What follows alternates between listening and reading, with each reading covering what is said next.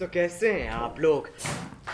जय हिंद दोस्तों, आज की इस वीडियो में आपका स्वागत है। दोस्तों यहाँ पे हमने जितने भी टॉपिक लिखे हैं ये सभी टॉपिक को मैंने कल ही बता दिया है, लेकिन जो आज का सवाल है इन्हीं सभी टॉपिकों के ऊपर है, इसलिए मैं चाहता हूँ कि सबसे पहले मैं आपको एक बार फिर से समझा दूँ। जैसे कि यहाँ हमने पहला लिखा है कि यदि n एक प्राकृतिक संख्या है तो करड़ी में n एक परिमेय या अपरिमेय संख्या हो सकता है। प्राकृतिक संख्या का मतलब होता है कि एक से लेकर के जो सभी गिनतियाँ होती हैं सभी की सभी प्राकृतिक संख्या होती है। और आपको पता है कि अगर कोई भी संख्या करड़ी के अंदर है और अगर उसका बाहर निकल सकता है तो वह संख्या परिमेय संख्या कहलाता है, लेकिन अगर करड़ी के बाहर नहीं निकलता है तो इसका मतलब होता है कि ये वाला एक अपरिमेय संख्या होता है। यानी कि अगर 4 का बाहर 2 निकल गया तो ये वाला परिमेय कहलाएगा। अगर 5 का बाहर नहीं निकल रहा है तो ये वाला अपरिमेय कहलाएगा। यानी कि आप इतना समझिए कि अगर n एक प्राकृतिक संख्या है, अगर कोई भी प्राकृतिक संख्या करड़ी के अंदर रहेगा तो इसका मतलब ये हो सकता है कि वह संख्या या तो परिमेय संख्या होगा या तो अपरिमेय संख्या होगा। अगला ये हमने लिखा है कि सम संख्या हमेशा 2n के रूप में होता है और विषम संख्या हमेशा 2n + 1 के रूप में होता है। अब इसका कहने का मतलब यह है कि जो भी सम संख्या होता है हमेशा 2n के रूप में होता है। अब जो n है, n कोई नेचुरल नंबर है यानी कि प्राकृतिक संख्या है। जैसे मान लीजिए 6 है तो 6 एक सम संख्या है, तो आप 6 को लिख सकते हो 2 × 3, क्योंकि 2 अपने स्थान पे और n का मान हो गया 3। यानी कि हमेशा जो सम संख्या रहेगा उसका गुणनखंड करने पर हमेशा 2 एक ठो आएगा। मेन बात ये था। और विषम का मतलब होता है कि आपको पता है कि अगर आप किसी भी सम संख्या में 1 जोड़ते हैं तो वह संख्या विषम हो जाती है। तो जो 2n है, 2n एक सम संख्या होता है। अगर आप 2n में 1 जोड़ देंगे तो ये वाला विषम संख्या हो जाएगा। तो इस तरह से अगला नियम लिखा है हमने कि विषम संख्या का वर्ग हमेशा 8n + 1 के रूप में होता है। अब दोस्तों हम लोग सबसे पहले ये समझते हैं कि विषम संख्या का वर्ग 8n + 1 के रूप में होता है। तो 8n + 1 आता कैसे है? जैसे कि मैंने आपको बोला कि विषम संख्या हमेशा 2n + 1 के रूप में होता है। अगर इसका वर्ग करें तो आपको एक फार्मूला पता होगा a + b के होल स्क्वायर का। फार्मूला होता है a² + 2ab + b²। अगर आप a के स्थान पे 2n और b के स्थान पे 1 रखेंगे तो कितना आएगा? यानी कि 2n का स्क्वायर प्लस 2ab यानी कि 2a का मान 2n, b का मान 1 प्लस b का स्क्वायर यानी कि 1 का स्क्वायर करेंगे। इसका स्क्वायर होता है 4n² प्लस 2 × 2 = 4n + 1। अब दोस्तों अगर आप यहाँ पे कॉमन लेंगे 4n का तो हो जाएगा 4n और यहाँ बचेगा n और यहाँ बचेगा +1 और ये वाला +1 अपने स्थान पे। अब अगर आप चाहें तो एक नियम हमने यहाँ पे लिखा है और पहले भी समझाया था कि अगर आप किसी भी इवन नंबर में, इवन का मतलब सम संख्या होता है, अगर आप किसी भी सम संख्या में सम संख्या से गुणा करेंगे तो आपका जो गुणनफल आएगा हमेशा सम संख्या ही होता है। अगर आप किसी सम संख्या में विषम से गुणा करेंगे तब भी जो आपका आया गुणनफल वो हमेशा सम ही रहेगा। अगर आप विषम में गुणा करेंगे विषम से तो आपका गुणनफल हमेशा विषम होगा। अब दोस्तों आपको एक बात और पता होगा कि किसी भी नेचुरल नंबर को अगर वो कोई भी 2 लगातार संख्या लिखना होता है तो उसका मतलब होता है कि एक ठो को आप n मानते हैं और दूसरे को n + 1 मानते हैं। जैसे मान लीजिए अगर कहीं से भी लगातार संख्या लेंगे आप, जैसे मैं मानता हूँ 52 के बाद 53, तो आप देख सकते हैं कि आप इस 52 में 1 जोड़े तभी तो आपको अगला संख्या 53 मिला। तो इसी तरह से कोई भी दो लगातार संख्याओं को मानने के लिए एक संख्या को n और दूसरी संख्या को n+1 मानते हैं। अब दोस्तों आप ये भी देख रहे हैं कि अगर कहीं से भी लगातार दो संख्या लेंगे तो एक संख्या सम और एक संख्या विषम होता है। यानी कि अगर हमने यहाँ से लिया 52 और 53 तो आप देख सकते हैं कि एक संख्या सम है और एक संख्या विषम है। और हमने आपको बताया है कि अगर एक संख्या सम हो और दूसरी संख्या विषम हो, अगर आप उन दोनों का गुणा करेंगे तो हमेशा आपको सम संख्या मिलेगा। अब यहाँ से एक बात ये आती है कि इस 4 को मैं लिखता हूँ थोड़ा सा अलग, और गुणा n और ये वाला गुणा n+1 और ये प्लस अपने स्थान पर रहेगा।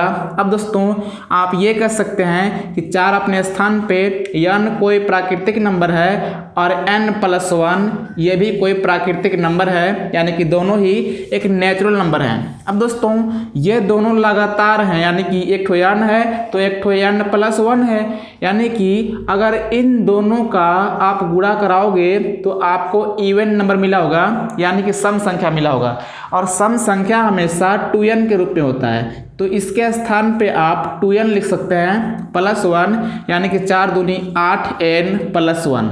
यानी कि आप यहाँ देख सकते हैं कि जो विषम संख्या का वर्ग होता है हमेशा 8n+1 के रूप में होता है। ये हमने आपको सिद्ध करके दिखा दिया। अब देखते हैं अगला टॉपिक, जो कि है यदि n² एक पूर्ण घन है तो n भी एक पूर्ण घन होगा। कहने का मतलब यह है कि मान लीजिए किसी भी संख्या का स्क्वायर करने से अगर वह जो संख्या आता है अगर किसी का पूर्ण घन है, यानी कि मैं आपको लिख के समझाता हूँ। मान लीजिए मैं लिखता हूँ 8 का स्क्वायर, यानी कि n का मतलब है कोई भी प्राकृतिक संख्या। तो बोला है कि अगर कोई भी प्राकृतिक संख्या को वर्ग करने पर अगर जो वर्ग है वो वाला अगर पूर्ण घन बन जाए तो जो n होगा वो भी एक पूर्ण घन होगा। जैसे कि अगर आप 8 का स्क्वायर करते हो तो 8 का स्क्वायर होता है 64, और जो 64 है ये वाला होता है 4 का क्यूब। अब मैंने ये बोला कि अगर आप n का स्क्वायर करते हो तो जो संख्या आता है अगर वो संख्या पूर्ण घन होता है किसी का, तो जो n होगा यानी कि जो ये वाला होगा ये वाला भी किसी न किसी का पूर्ण घन ही होगा। यानी ये देखिए जो 8 है, 8 को आप 2 की घात में q लिख सकते हैं। तो इस तरह से ये था कंसेप्ट। अब दोस्तों देखते हैं इस पे सारी सवाल को। और दोस्तों सभी के सभी सवाल प्रीवियस ईयर में आए हुए हैं, इसलिए सभी सवालों को आप बिल्कुल ध्यान से देखिएगा ताकि आप किसी भी सवाल को मिस्टेक ना करें। दोस्तों अब हमने यहाँ पे कुल मिला करके 8 क्वेश्चन लिया है और सभी के सभी क्वेश्चन प्रीवियस ईयर में किसी न किसी एग्जाम्स में आए हुए हैं, इसलिए सभी सवालों को एकदम ध्यान से देखिएगा। और दोस्तों इन 8 सवालों में आपको कितने सवाल पहले से आ रहे थे उसे आप कमेंट में ज़रूर बताना। अब देखते हैं पहले सवाल को। यहाँ पहला सवाल हमने लिया है कि निम्नलिखित में से कौन सही नहीं है, यानी कि यहाँ पे 4 विकल्प हैं और पूछा है कि इन चारों विकल्प में से कौन सा विकल्प सही नहीं है। तो पहला में बोला है कि एक न तो अभाज्य संख्या है और ना ही भाज्य। तो ये बात तो सही है कि एक ना ही अभाज्य होता है और ना ही भाज्य होता है।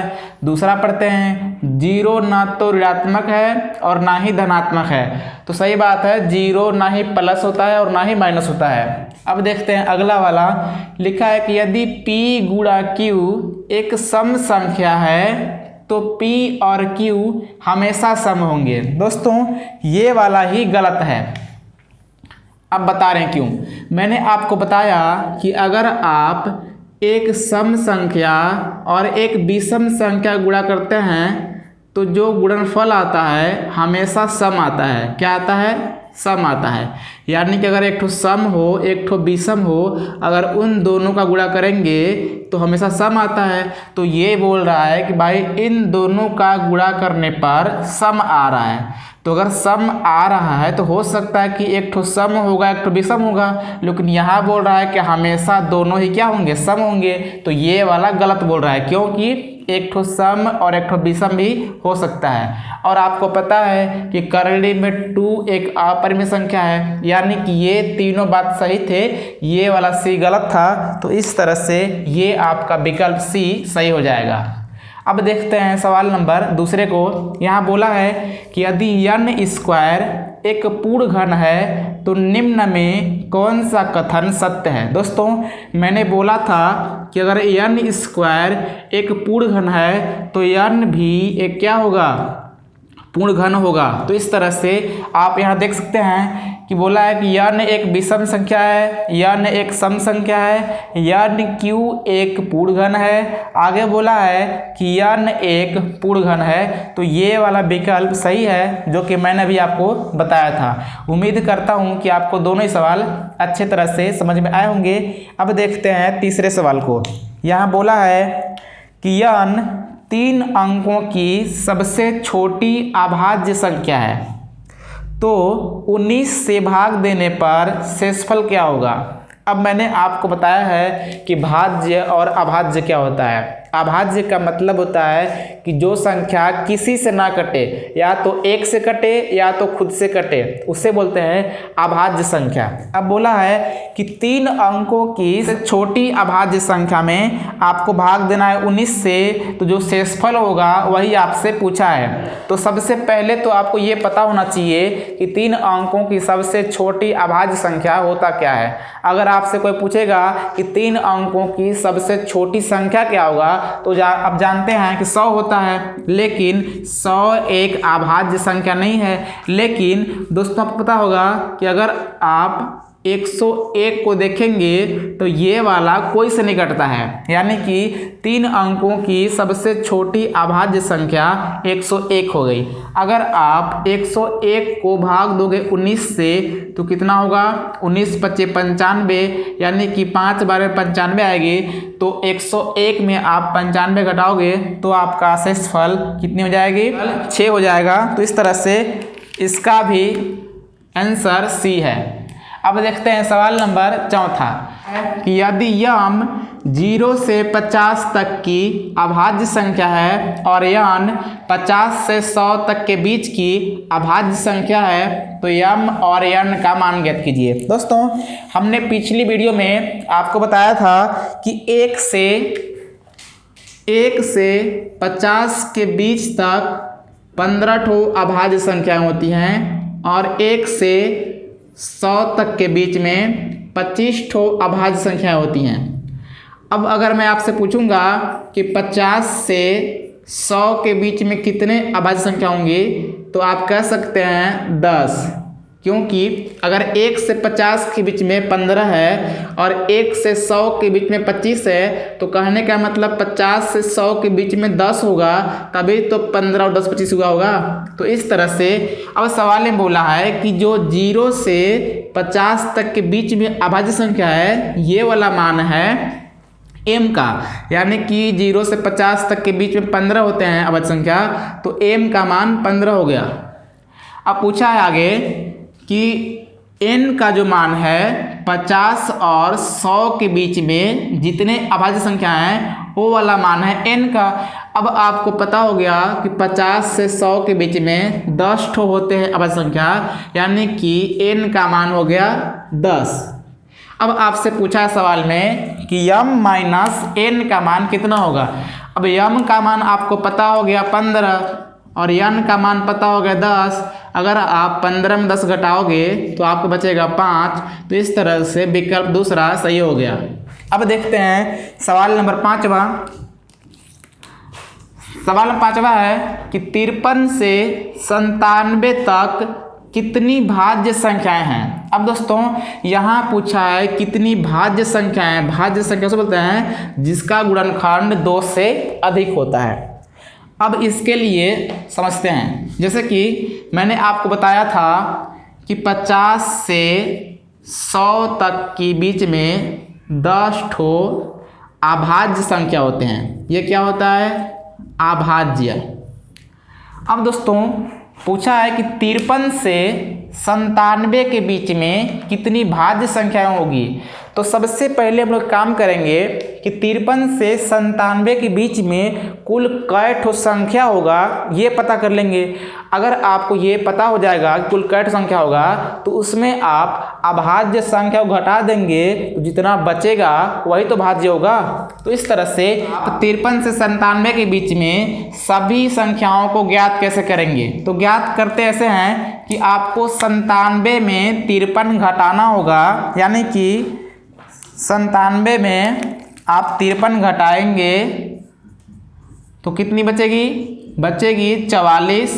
अब दोस्तों जितना बचेगा उसमें आप एक और जोड़ लोगे तो हो जाएगी 45। यानी कहने का मतलब ये हो गया कि 97 से 53 के बीच में कुल मिलाकर के 45 संख्याएं हैं। इस संख्या के बीच में भाज्य और अभाज्य दोनों होंगे, लेकिन हम लोग से पूछा है कि केवल भाज्य संख्या कितनी है। लेकिन दोस्तों कुछ के मन में ये सवाल आ रहा होगा कि आप 97 में 53 घटाने के बाद जो 44 बचा तो 44 में एक क्यों जोड़े हैं। तो मैं आपसे पूछता हूँ कि अगर 6 से 10 तक के बीच में कुल कितनी संख्याएं हैं, तो अगर आप 10 में 6 घटाओगे तो आपका 4 आएगा। लेकिन अगर आप रियल में देखिए तो 6, 7, 8, 9, 10 यानी कि 6 से 10 तक में 1, 2, 3, 4, 5 संख्याएं हैं, लेकिन घटाने पर 4 आया था। तो इसीलिए घटाने के बाद आप एक जोड़ देंगे तो आपका परफेक्ट नंबर निकल जाता है। तो इसीलिए हमने यहाँ पे 97 में 53 घटाया, बचा 44, 44 में एक जोड़ेंगे तो हो जाएगा 45। अब कहने का मतलब ये है कि 45 कुल संख्या है। कुल संख्या का मतलब उसमें भाज्य और अभाज्य दोनों ही है। अब दोस्तों कुल संख्या पता हो गया 45, और आपको ये पता है कि 50 से 100 तक के बीच में 10 ठो अभाज्य संख्या होती है। अगर आप 45 में 10 घटा देंगे तो बचेगा 35, तो ये वाला हो जाएगा भाज्य संख्या। लेकिन थोड़ा सा बात समझिएगा, जैसे कि जो 10 ठो अभाज्य संख्या होता है ये वाला होता है 50 से 100 के बीच में। लेकिन दोस्तों आपको पता है कि 50 से पहले कोई भी 53 से पहले कोई भी अभाज्य संख्या नहीं है। तो कहने का मतलब ये है कि जितने भी अभाज्य संख्या हैं सब 53 से ऊपर ही हैं, यानी कि 53 को लेकर के हैं। इसलिए आप 100 में से 10 को घटा सकते हैं। आप ये भी देख सकते हैं कि 97 के आगे 98, 99 और 100 इसमें से भी कोई भी अभाज्य संख्या नहीं है। यानी कि 97 के आगे जितने ये 3 संख्या हैं इनमें से कोई भी अभाज्य संख्या नहीं है। तो कहने का मतलब ये है कि जो 10 ठो अभाज्य संख्या होंगे वो वाला 53 से 97 के बीच में ही आए होंगे। इसलिए मैंने यहाँ पे 10 घटा लिया है। तो आपका परफेक्ट आंसर हो जाएगा 35, जो कि विकल्प पहले में है। उम्मीद करता हूँ कि आपको समझ में आई होगी। अब देखते हैं सवाल नंबर 6वां। सवाल 6वां बोला है कि 110 तक की सभी अभाज्य संख्या को एक साथ गुणा किया जाता है तो इकाई का अंक क्या होगा। यानी कि कहने का मतलब ये है कि बोला है कि 1 से 10 तक की सभी अभाज्य संख्या को, यानी कि अगर 1 से 10 तक, सॉरी दोस्तों यहाँ पे थोड़ी सी बनाना है। बोला है कि 1 से 10 तक की सभी विषम अभाज्य संख्या, यहाँ पे मुझे विषम लेना था। हालांकि मैं अगर विषम नहीं लूँगा तब भी समझाऊंगा और विषम लेकर भी समझा देता हूँ। अगर सवाल ऐसा रहेगा कि 1 से 10 तक की सभी विषम अभाज्य संख्या को एक साथ गुणा करने पर इकाई का अंक क्या होगा, तो देखते हैं। यानी कि आपको पता है कि सबसे छोटी अभाज्य संख्या 2 होती है। क्या होता है? 2 होता है। और इसके बाद 3 होता है, फिर 5 होगा, फिर 7 होगा, फिर 11, फिर 13, फिर 17, 19, इस तरह से। तो 110 तक के बीच में जितने भी अभाज्य संख्याएं होंगी सबको लिखना है। और बोला है कि अगर आप सबको गुणा कराएंगे, तो गुणा करने पर जो आपका आंसर आएगा उसके इकाई में कौन सा अंक होगा। लेकिन दोस्तों आपको इस 2 को नहीं लेना है। पता है क्यों? क्योंकि यहाँ बोला है कि 110 तक की सभी विषम संख्या लेना है, यानी केवल विषम लेना था, जो कि 2 सम है, इसलिए 2 को नहीं लेना है। अब दोस्तों इतना बड़ा गुणा तो आप करा नहीं सकते, अगर आप कराएंगे भी तो बहुत टाइम लग जाएगा, यानी कि पेपर का टाइम होता 2 घंटा और आपको केवल इसी सवाल को हल करने में 2 घंटे लग जाएंगे। तो क्या आप इतना लंबा गुणा करोगे? तो नहीं। सिस्टम ये होता है कि अगर आप किसी भी कितना ही बड़ा संख्या गुणा हो, अगर उस संख्या में अगर आप 5 से गुणा करते हैं तो हमेशा इकाई का अंक 5 ही रहता है। जैसे कि आप देख लीजिए, मैं भाग देता हूँ 37 में 5 से, तो 5 सत्ते 35, 5 तियाँ 15 और 3 15 3 18, यानी कि अगर आप किसी भी संख्या में, चाहे संख्या जितना बड़ा हो, अगर आप उसमें 5 से गुणा करते हो तो हमेशा इकाई का अंक 5 होता है। लेकिन एक बात और है कि संख्या विषम होना चाहिए। ऐसा नहीं कि आप बोलोगे कि सर देखिए मैं गुणा करता हूँ 38 में 5 से तो इकाई का अंक 0 आ गया, तो ऐसा हमने बोला नहीं है, क्योंकि यहाँ बोल दिया है कि सभी की सभी संख्याएं विषम हैं। तो अगर आप किसी विषम संख्या में 5 से गुणा करते हो तो हमेशा आपका इकाई का अंक 5 आएगा। तो इस तरह से आपका सही आंसर हो जाएगा विकल्प नंबर तीसरा, यानी ये वाला। अब दोस्तों मैं ये बात करता हूँ कि अगर ये बोला होता सवाल में कि 110 तक की सभी संख्याएं, यानी कि विषम नहीं लिखा होता और ये बोला होता कि सभी अभाज्य संख्याओं को गुणा करने पर उसका इकाई का अंक क्या होगा, तो वहाँ पे 0 हो जाता। पता है क्यों? क्योंकि यहाँ पे 2 को लेना पड़ता। और दोस्तों एक बात और है कि अगर किसी भी संख्या में चाहे गुणा कितना बड़ा हो, अगर वहाँ पे 2 और 5 का गुणा हो रहा होगा तो हमेशा इकाई का अंक 0 होगा, क्योंकि 2 5 10 होता है और 10 में इकाई का अंक 0 होता है। तो इस तरह से आप ख्याल रखिएगा कि अगर संख्या चाहे जितना बड़ा हो, अगर उस संख्या में अगर 2 और 5 के गुणा होगा तो उसका इकाई का अंक हमेशा 0 होता है। अगर विषम संख्या हम गुणा करेंगे 5 से तो उसका इकाई का अंक केवल 5 होगा। तो इस तरह से आप ख्याल रखेंगे। अब देखते हैं सवाल नंबर 7वां। सवाल 7वां है कि x का मान ज्ञात कीजिए जिसके लिए x + 1 और x + 3 सभी अभाज्य हैं। तो यहाँ पे विकल्प है 0, 2, 1 और 101। दोस्तों मैंने आपको बोला था कि सबसे 3 ऐसी अभाज्य संख्याएं हैं जो कि लगातार 3 विषम संख्याएं भी हैं और तीनों अभाज्य संख्या भी है।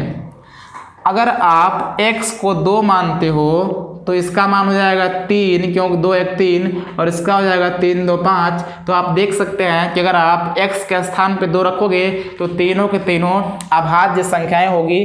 तो ये वाला बिल्कुल सिंपल था, उम्मीद करता हूँ आपको समझ में आई होगी। अब देखते हैं सवाल नंबर अंतिम जो कि 8वां है। ये वाला सबसे मोस्ट इम्पॉर्टेंट है, तो इसे आप देखिएगा ध्यान से।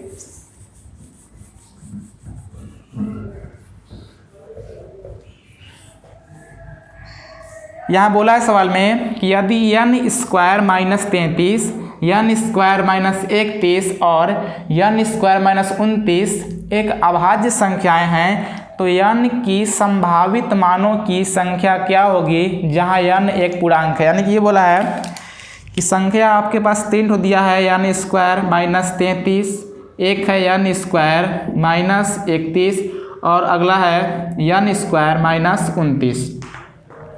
यानी ये बोला है कि n का ऐसा कितना मान रख सकते हैं जिसका स्क्वायर करने पर अगर उसमें से 33 घटा दें तो जो संख्या आना चाहिए वो हमेशा अभाज्य होना चाहिए। तो इस तरह से आप देख सकते हैं कि अगर आप 6 रखेंगे n का मान तो 6 का स्क्वायर होता है 36 और 36 में 3 घटेगा तो आपका बचेगा 3। और इसी तरह से अगर आप 36 में घटाओगे 31 तो बचेगा 5 और 36 में घटाओगे 29 तो बचेगा 7, जो कि तीनों ही अभाज्य संख्या हैं। तो सवाल में ये पूछा है कि n के ऐसे कितने मान संभव हैं, यानी कि n का स्थान पर कई ठो मान रख सकते हैं ताकि तीनों का स्थान पे अभाज्य संख्या है। तो 6 के अलावा कुछ और तो रख नहीं सकते, लेकिन एक बात और है कि बोला है कि n एक पूर्णांक है और पूर्णांक का मतलब होता है कि पूर्णांक प्लस और माइनस दोनों हो सकते हैं। तो कहने का मतलब यह है कि एक तो 6 हो गया और दूसरा एक -6 भी हो सकता है, क्योंकि अगर -6 का स्क्वायर करेंगे तो -6 का स्क्वायर भी प्लस में 36 ही होता है और 36 में अगर आप 33 घटाओगे तो आपका 3 बचेगा, यानी कि एक ठो हो सकता है 6 और दूसरा हो सकता है -6। तो इस तरह से 2 ठो इसके मान संभव हैं, जो कि विकल्प नंबर दूसरा हो जाएगा। दोस्तों उम्मीद करता हूं कि आपको 8 के 8 सवाल समझ में आई होगी। अगर समझ आई है तो इस वीडियो को लाइक कीजिए, चैनल को सब्सक्राइब कीजिए, ताकि आपको इसी प्रकार की वीडियो भी मिलती रहे। और दोस्तों इन 8 सवालों में अगर आपको कोई सवाल में कोई डाउट हो तो आप कमेंट करके बता सकते हैं, उसको अगली वीडियो में बता दूंगा। सो फ्रेंड्स मिलते हैं किसी और वीडियो में, तब तक नमस्कार।